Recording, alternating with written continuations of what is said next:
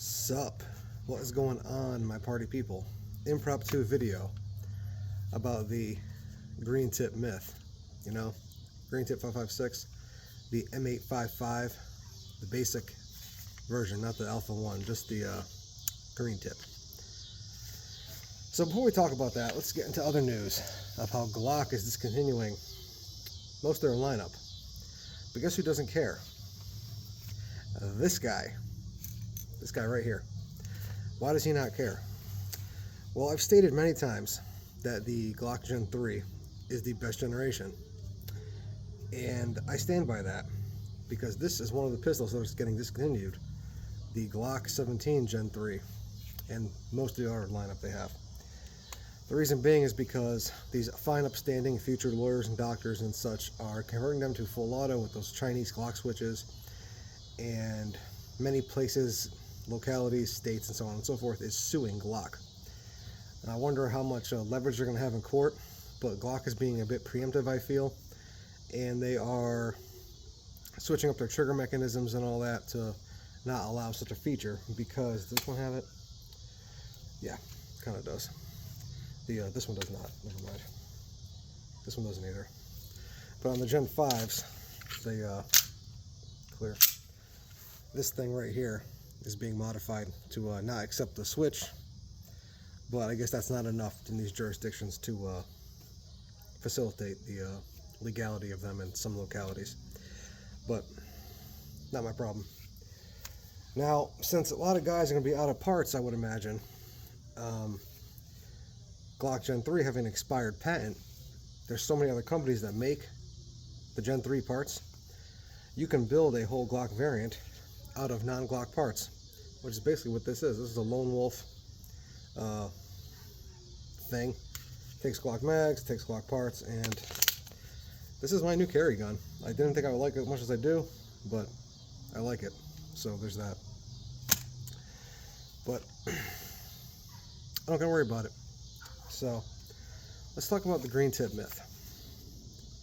The green tip 556. You hear a lot of people say that it doesn't fragment, it doesn't do this, it doesn't barrier penetrate well. How about this? I'll submit to you this. These claims come from people that were in the war in the Middle East, the GWAT and Fallujah and such, claiming they've filled people full of holes and they don't go down. I'm inclined to believe that is not true, simply because under high stress and such like that, I think people have a tendency to miss and inflate their skills. Now, I'm not saying this is a fucking trying to be a Billy Bass or anything. I'm not trying to call nobody out. I would probably miss too in some of those circumstances, if not most of them. So there's simply that.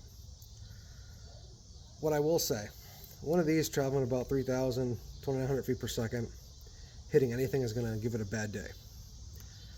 Is it as ideal as M193? Probably not. But let's consider this. Barrier penetration. M193 is very, very fast, but it's very, very light.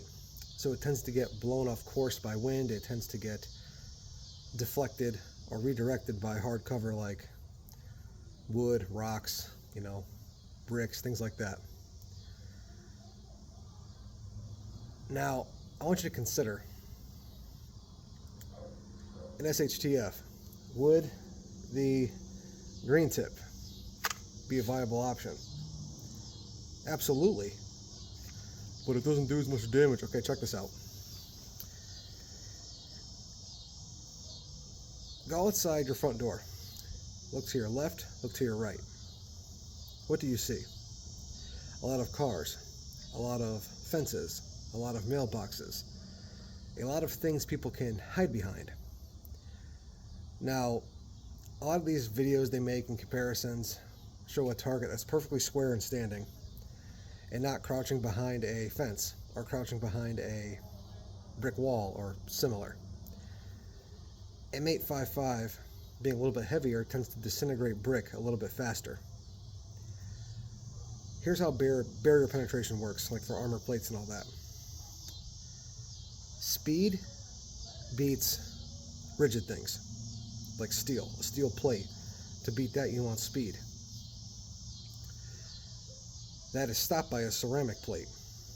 So something made of ceramic is a little harder to penetrate with a fast round. How do you defeat a plate like that? Mass, weight. So picture a cinder block. It'll take maybe, let's say, 5 rounds of M193. I guarantee you that cinder block will probably take 2 or 3 M855s. Now you can scale up, of course, and go 77 grain OTM and all that stuff, and that's fine. But don't turn your nose up at M855. Again, going about, I'd say 28 to about 3,200 feet per second, depending on the barrel length, is enough to ruin anybody's day. Because I can't find somebody willing to volunteer to get shot by it, oddly enough. And when people are engaging you in SHTF, they might be behind a fence, behind a car door, things like that, in the woods, behind a log or a stump, in a bit of dense cover. M855 having that steel core, well, mild steel core, whatever it is, doesn't matter, and having a little extra weight is going to give it a little more to get through that stuff. So the M855 doesn't do what it's supposed to do very well. I have to humbly disagree. I mean, the numbers are there, the mathematics is there. Is it an ideal round? No. Is it highly effective? I would tend to say yeah. Now, you might argue the new Alpha 1 round is better, and it probably is. I'm sure it is, actually. But if you're going to stockpile that for your SHTF type preps and such, let's talk about Alpha 1 a little bit. It's about $1 a pop, if not a little bit more. That's if you can even find it, which you can find it pretty easy, I guess. But it's hella expensive, and it's also very overpressured. It puts extra wear and tear on your bolt, your barrel, and your other working parts inside your firearm. Now, it doesn't make sense to me to use effectively a plus P round in my rifle the same way I wouldn't really use a plus P round in my handgun. I mean, I'm not going to wear my parts out and break things faster. But, hey, since I have a Glock Gen 3, I can do that and not worry about it because I can replace all my parts with non-Glock parts since they're being discontinued.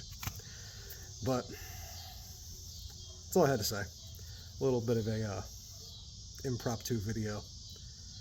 But, yeah, that's it. Go forth. Do great things and stay out of trouble. Deuces.